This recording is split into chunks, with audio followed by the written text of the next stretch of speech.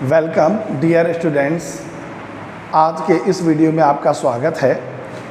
आज हम लोग एक नई सीरीज़ शुरू कर रहे हैं न्यूमेरिकल की।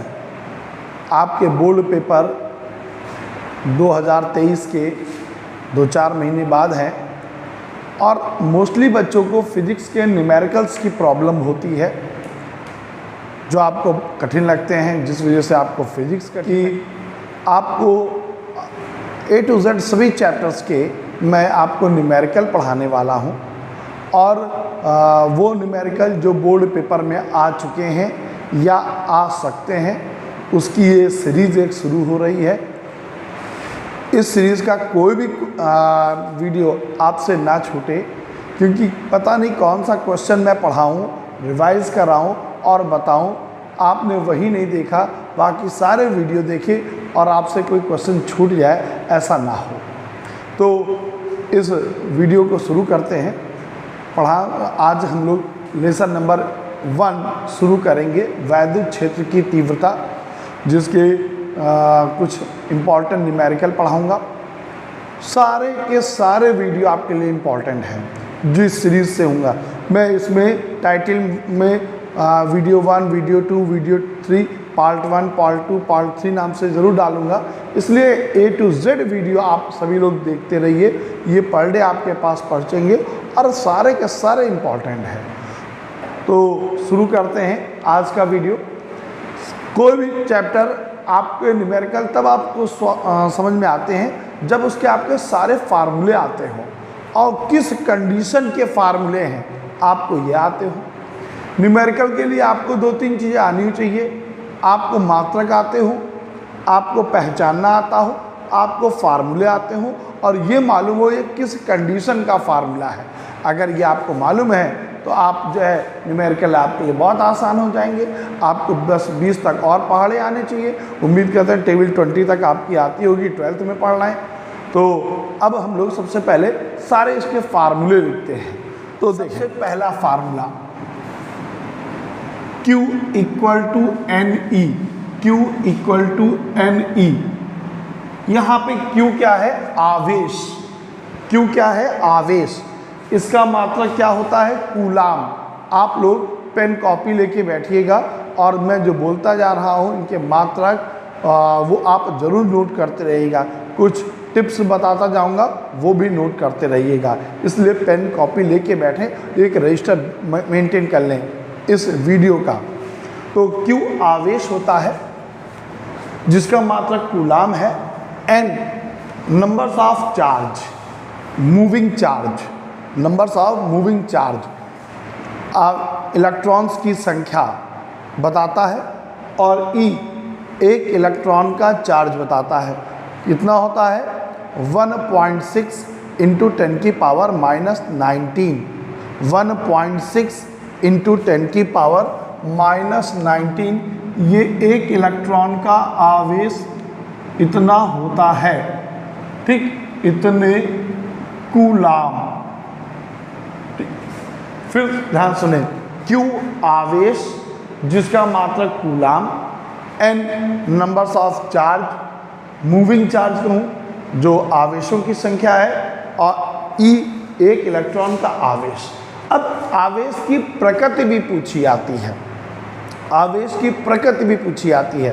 तो देखो, आप जानते हो इलेक्ट्रॉन पे माइनस चार्ज होता है। किसी चालक से अगर इलेक्ट्रॉन निकल जाएं, किसी चालक से इलेक्ट्रॉन निकल जाएं तो उस पर प्लस चार्ज आ जाता है, और अगर किसी पे इलेक्ट्रॉन आ जाए उस पर माइनस चार्ज आ जाता है। तो क्वेश्चन आता है कि किसी चालक से सपोज इससे 10 इलेक्ट्रॉन निकल गए, तो बताओ इस पर आवेश कितना होगा। तो अगर निकल गए तो इस पर जो है पॉजिटिव चार्ज होगा, और अगर इस पर 10 इलेक्ट्रॉन आ गए तो इस पर निगेटिव चार्ज होगा। अगर इलेक्ट्रॉन आएंगे माइनस चार्ज होगा, इलेक्ट्रॉन निकलेंगे बाहर जाएंगे पॉजिटिव चार्ज होगा। ये नोट कर लें आप। ठीक, तो मोस्टली इस न्यूमेरिकल में Q या N इनमें से एक चीज़ दे रखी होगी, एक चीज़ निकालनी होगी। नंबर्स ऑफ इलेक्ट्रॉन दे रखे हैं N, तो Q निकालना होगा। और अगर Q दे रखा है आवेश की प्रकृति, तो n निकालना होगा कि कितने चार्ज होंगे। क्या इतना कंफर्म? अब हम लोग दूसरा फार्मूला बताते हैं। Coulomb's law 1/4 pi epsilon not Q1 Q2 upon R square. ठीक, 1/4 pi epsilon not Q1 Q2 upon R square. आप जानते हो 1/4 पाई एप्सिलॉन नॉट की वैल्यू होती है 9 × 10 की पावर 9, 9 × 10 की power 9 Q1 Q2 upon R square. 1/4 pi epsilon not की ये वैल्यू होती है। तो अब एक चीज़ और ध्यान दें, बहुत ध्यान से, अक्सर न्यूमेरिकल आता है इनसे संबंधित भी, कि बल और दो आवेशों के बीच की दूरी में संबंध क्या है। Q1 Q2 दो आवेश हैं, R इनके बीच की दूरी है। Q1 Q2 आवेश हैं और R इनके बीच की दूरी है। दो समान आवेश होंगे, इनके बीच प्रतिकर्षण बल लगेगा। दो विपरीत आवेश होंगे, इनके बीच आकर्षण बल लगेगा, है ना? बात कंफर्म? फिर ध्यान सुनना, दो विपरीत आवेश होंगे, इनके बीच आकर्षण बल लगेगा, और दो समान चार्ज होंगे, इनके बीच क्या लगेगा? प्रतिकर्षण बल। आप समझ रहे होगे इस चीज़ को। ठीक, अब इनके बीच दो आवेशों के बीच की जो दूरी है उसको मैंने बताया R। F और R में संबंध क्या होता है? F विद क्रमानुपाती R स्क्वायर। अगर दूरी बढ़ेगी तो बल घटेगा, दूरी घटेगी बल बढ़ेगा। अब जरा समझे कैसे। मान लो पहला आवेश तुम और दूसरा आवेश तुम्हारा विपरीत लिंग का, विपरीत सेक्स का कोई बहुत अच्छा दोस्त। ठीक, जब दोनों पास पास में हो, एक साथ में रहते हो, एक साथ कोचिंग पढ़ रहे हो, आकर्षण बल बढ़ रहा है आपके बीच। एक इस शहर में है, दूसरा ट्रांसफ़र होके चला गया दूसरे शहर में। अब क्या होगा? दूरियां बढ़ गई। जब दूरियां बढ़ गई तो बल क्या हो जाएगा? कम हो जाएगा। जब सुबह शाम रोज़ मिलते थे, जब रोज़ मिलते थे, पास में थे, बल ज़्यादा था। दूरी बढ़ गई, बल क्या हो गया? कम हो गया। अब क्या इतना अट्रैक्शन बचेगा? नहीं बचेगा, है ना? तो दूरियां बढ़ने पर बल घटता है। क्या बात सुन रही? ठीक, अब ध्यान रखिएगा, फिर से बता रहा हूं कि विपरीत आवेश अगर हैं, विपरीत आवेश हैं तो वो एक दूसरे को आकर्षित करेंगे। विपरीत आवेश हैं, एक दूसरे को आकर्षित करेंगे। समान आवेश हैं, एक दूसरे को प्रतिकर्षित करेंगे। बल के बारे में पूछा था, इनके बीच बल की प्रकृति क्या होगी। अच्छा, तीसरा देखें। अब यहाँ पे एक फार्मूला और याद आया, वो भी अभी बहुत अच्छा सवाल है, कि पहले दो आवेश हैं, उनके बीच वायु माध्यम है, फिर दूरी उतनी है, अब इनके बीच कोई मीडियम रख दिया गया, परावैद्युतांक रख दिया गया, तो इनके बीच ये संबंध होगा। Fa दो आवेश हैं, इनके बीच माध्यम वायु है, दूरी उतनी ही रखी जाए, आवेश भी उतनी ही रखा जाए, बस अब किसे माध्यम रख दिया जाए, अब किसे माध्यम रख दिया जाए, तो इनके बीच ये रेशियो होगा। क्या बात समझ में आई? फिर समझें, यहाँ पर पहला आवेश Q1, दूसरा आवेश Q2, इनके बीच की दूरी R, और इनके बीच माध्यम वायु है, एयर, माध्यम वायु। ठीक, तो बल कितना हुआ? Fa। अब दोनों आवेश से दूरी भी से, बस अब की से एक की जगह कोई अन्य माध्यम आ गया, कोई अन्य माध्यम आ गया। ठीक, जिसका परावैद्युतांक दे रखा होगा, तो इनके बीच संबंध क्या होगा? Fa/Fm = K। ये संबंध हो गया जब दो आवेश दे रखे हों, दूरियां दे रखी हों, सिर्फ माध्यम बदल जाए, बाकी कुछ ना बदले तब के लिए। ठीक, चौथा फार्मूला वैद्युत क्षेत्र की तीव्रता का। वैद्युत क्षेत्र की तीव्रता का, F बराबर E बराबर F/Q नॉट। ठीक। अच्छा, बल का मात्रक आपको याद है, बल का मात्रक न्यूटन, बल का मात्रक न्यूटन। मैं सारे आपको मात्रक भी बता रहा हूं, आप सारे के सारे मात्रक भी नोट करते रहिएगा मेरे साथ में, सारे के सारे मात्रक भी नोट करते रहिएगा। एक बार फिर से बता दूं, पहला फार्मूला F बराबर QE, दूसरा फार्मूला आपको बताया F बराबर 1/4 pi epsilon not Q1 Q2 upon R square. 1/4 pi epsilon not का मान 9 इंटू 10 की power 9 Q1 Q2 upon R square. ठीक। आवेश का मात्रक कूलाम, बल का मात्रक न्यूटन, और अभी आपको बताया F व्युत्क्रमानुपाती R स्क्वायर। ये संबंध याद रखिएगा।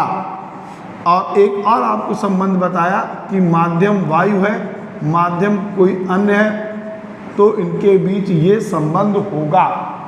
अगला 5, वैद्युत क्षेत्र की तीव्रता F/Q नॉट।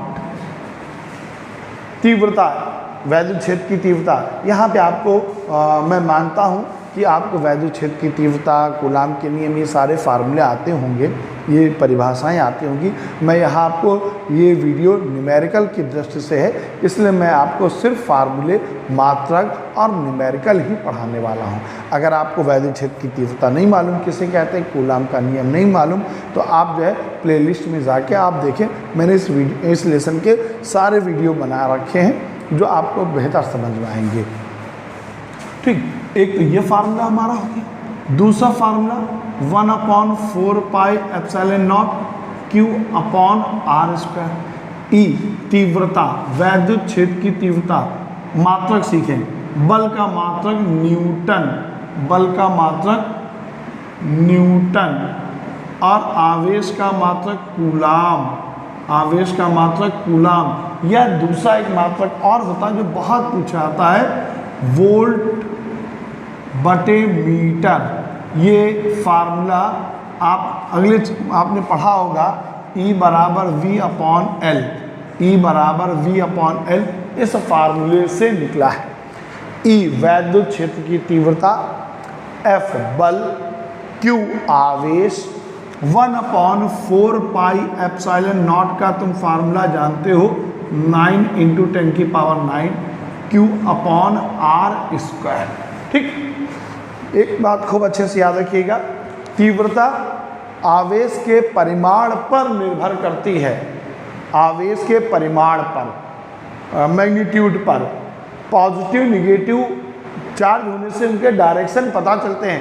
यहाँ प्लस माइनस चार्ज रखा नहीं जाता है। अगर सपोज आवेश 2 कूलाम है प्लस का, तो यहाँ पे 2 कूलाम लिखेंगे मगर प्लस नहीं लगाएंगे, या -4 कूलाम है तो -4 कूलाम नहीं लगाएंगे, सिर्फ 4 लगाएंगे। ठीक।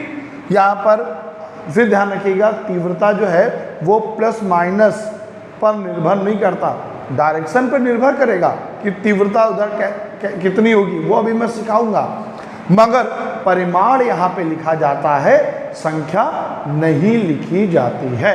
ठीक। अच्छा, तो आपका पहला फार्मूला E बराबर F/Q0, दूसरा फार्मूला E बराबर 9 इंटू 10 की power 9 Q upon R square. देखो फार्मूले मेरे साथ लिखते चलना, सभी लोग नोट करते रहना, क्योंकि अगर आपको फार्मूले नहीं मालूम फिर आप बेकार। आप सोचो कि आप शेरवानी घर पे छोड़ आए और शादी में गए, क्या मतलब, क्या मतलब। तो ये आपको पहले फार्मूले याद करने हैं, फिर आप सवाल लगाएंगे। जब और 1 बार 2 बार 4 बार 6 बार जब तक याद ना हो जाए तब तक आप बार बार फार्मूले लिखें, उनके यूनिट लिखें, फार्मूले लिखें, तब आपको, और आपका माइंड सुपर पावर है। जब आपको फार्मूले याद होते हैं तब ही आपके न्यूमेरिकल लगते हैं। आपको कंडीशन मालूम हो, आपको फार्मूले मालूम हो, आपको यूनिट मालूम हो। ठीक। तो अगर तीव्रता निकालनी हो, बल दे रखा, आवेश दे रखा, तो ये फार्मूला लगाएंगे। Q0 परीक्षण आवेश है, ठीक। यहाँ पे परीक्षण आवेश नहीं लिखा हो तो आप Q भी लिख सकते हैं। जब आवेश दे रखा हो, कोई आवेश दे रखा और उससे कहा गया कि r दूरी पर कोई बिंदु P है, यहाँ पर तीव्रता ज्ञात करो, तब के लिए ये फार्मूला है। आवेश से कुछ दूरी दे रखी होगी, उस दूरी पर हमको तीव्रता निकालनी होगी, तब के लिए ये फार्मूला लगेगा। कंफर्म, ठीक। अच्छा, अब आपको अगला फार्मूला बताते हैं। फार्मूला नंबर 6, P बराबर Q इंटू 2L, जहाँ P क्या है? वैद्युत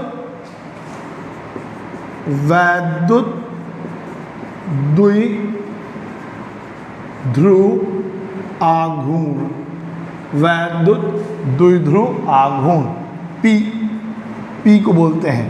Q आवेश और 2L जो है वो पहला आवेश, ये दूसरा आवेश, इन दोनों आवेशों के बीच की दूरी को कहा जाता है 2L। दो आवेशों के बीच की दूरी को कहा जाता है 2L, ठीक। याद रखना, हमें 2L की वैल्यू रखनी होती है, L की नहीं। दो आवेशों के बीच की दूरी को 2L माना जाता है, और जब भी हमको वैल्यू रखनी होगी वो 2L की रखनी होगी, दो आवेशों के बीच की दूरी, L की नहीं, ठीक। और Q पर एक वैद्युत द्विध्रुव जो बनाता है वो एक पॉजिटिव चार्ज होता है, एक नेगेटिव चार्ज होता है, दोनों पे बराबर चार्ज होते हैं, इसलिए Q का मान चाहे Q1 वाला रखें या Q2 रखें, प्लस माइनस नहीं लगाते हैं, ठीक। अब इसका यूनिट क्या बनेगा वो सीखें। आवेश का मात्रक कूलाम, आवेश का मात्रक कूलाम, 2 डिजिट है, कोई यूनिट नहीं। L लंबाई, और लंबाई का यूनिट मीटर, तो इसका क्या हो गया? कूलाम मीटर, कूलाम मीटर, ठीक। अच्छा, अब समझ में आया? ये P क्या है? वैद्युत द्विध्रुव आघूर्ण, मात्रक कूलाम मीटर। फार्मूला P बराबर Q इंटू 2L। Q एक आवेश, 2L दोनों आवेशों के बीच की दूरी। अच्छा, मैं यहाँ बात कर रहा था जब तीव्रता की, वो डायरेक्शन बताना भूल गया। हमेशा प्लस आवेश से जो तीव्रता होती है वो दूर होती है, ठीक। वो प्लस Q आवेश के कारण तीव्रता दूर जाएगी, और माइनस Q आवेश के कारण तीव्रता पास आएगी। इधर ये याद रखिएगा, माइनस Q आवेश से दूर तीव्रता होती है, और प्लस Q आवेश से दूर तीव्रता होती है, और माइनस Q आवेश के पास में होती है। बात समझ में आई? फिर क्लियर करो। अगर डायरेक्शन पूछा जाए, वैद्युत क्षेत्र की तीव्रता का डायरेक्शन क्या होगा, तो प्लस Q आवेश से तीव्रता दूर की ओर, बाहर की ओर, जबकि माइनस Q आवेश के कारण तीव्रता पास की ओर, अंदर की ओर होती है। कंफर्म, ठीक। ये वैद्युत द्विध्रुव आघूर्ण होगा। अब अगला फार्मूला, ये 5th था, 6th था, 7, टाउ बराबर PE साइन थीटा, टाउ बराबर PE साइन थीटा। P क्या है? अभी बताया था, वैद्युत द्विध्रुव आघूर्ण, वैद्युत द्विध्रुव आघूर्ण। और टाउ क्या होता है? बल आघूर्ण, बल आघूर्ण। P वैद्युत द्विध्रुव आघूर्ण, और E क्या होता है? वैद्युत क्षेत्र की तीव्रता, वैद्युत क्षेत्र की तीव्रता। थीटा मालूम है आपका, एंगल दे रखा होगा, ठीक। वैद्युत द्विध्रुव और थीटा क्या होता है? वैद्युत द्विध्रुव और वैद्युत क्षेत्र के बीच का कोण थीटा होता है, ठीक। तो अब इसका मात्रक आपको बनाना है। अब टाउ का मात्रक देखते हैं, तो टाउ का मात्रक होता है न्यूटन मीटर। क्या होता है? Newton metre. बल आघूर्ण का आपका मात्रक है, ठीक। फार्मूला नंबर 8, अक्षीय स्थिति में, अच्छा एक स्थिति और कंडीशन याद आई आपको बताऊं। अगर मैक्सिमम बल आघूर्ण निकालना हो, मैक्सिमम बल आघूर्ण निकालना, तो थीटा बराबर 90 लेते हैं। आपको न्यूमेरिकल में कहीं पे कहा जाए कि अधिकतम बल आघूर्ण ज्ञात करो, तो अधिकतम बल आघूर्ण के लिए टाउ मैक्सिमम लिया जाता है थीटा बराबर 90 डिग्री। ठीक, ये याद रखिएगा। अब जरा 2 मिनट के फार्मूले फटाफट जल्दी नोट कर लें, स्क्रीन रोक के फार्मूले नोट करें, फिर मैं आपको 2 और फार्मूले जल्दी से बताता हूँ। आपने फार्मूले जल्दी से नोट कर लें, मैं फिर आपको कुछ और फार्मूले बताता हूँ। फिर उम्मीद करते हैं आपने नोट कर लिया होगा। अगर ना नोट किए हो तो फिर बैक कर लीजिएगा, स्क्रीन 2 मिनट रोक लीजिएगा, वीडियो को 2 मिनट रोक लीजिएगा, सारे फार्मूले नोट करिएगा, सारे यूनिट नोट करिएगा, फिर आप उसको देखिएगा। अब अक्षीय स्थिति, ठीक, अक्षीय स्थिति में थीटा बराबर 1/4 pi epsilon not 2p upon r cube. आपको मालूम है 1/4 पाई एप्सिलॉन नॉट का मान क्या होता है, 9 × 10⁹ इंटू 2। सपोज p का मान ना दे रखा हो, तो आप क्या लिखेंगे, p बराबर q × 2l, क्या रखेंगे, q × 2l upon r cube. ठीक, ये हमारा अच्छी स्थिति में फार्मूला निकला। अब निरक्षीय स्थिति, अच्छी स्थिति मतलब किसी अक्ष पर हो। ठीक, निरक्षीय स्थिति में 1/4 pi epsilon not p upon r cube. फिर 1/4 पाई एप्सिलॉन नॉट का मान नहीं दे रखा, तो 9 × 10⁹ p का मान क्या मालूम, q × 2l upon r cube, q upon r cube. अब हम लोग ने लगभग इस चैप्टर के सारे फार्मूले पढ़ लिए। ज़रा एक चीज़ ध्यान से देखें, अच्छी स्थिति में 2p अपॉन r क्यूब है, निरक्षीय स्थिति में p है। मतलब आप कह सकते हो अगर आवेश बराबर है, दूरी बराबर है, दोनों चीज़ें, आवेश की जो है मैग्नीट्यूड बराबर है, दूरी बराबर है, तो आप कह सकते हो अच्छी स्थिति में तीव्रता दोगुनी होती है निरक्षीय स्थिति की तीव्रता की। अच्छी स्थिति की तीव्रता दोगुनी होती है निरक्षीय स्थिति की तीव्रता की। अब आप लोगों को इस चैप्टर से संबंधित मैंने ऑलमोस्ट फार्मूले बता दिए हैं, अगर कोई और आएगा तो मैं वो बता दूंगा।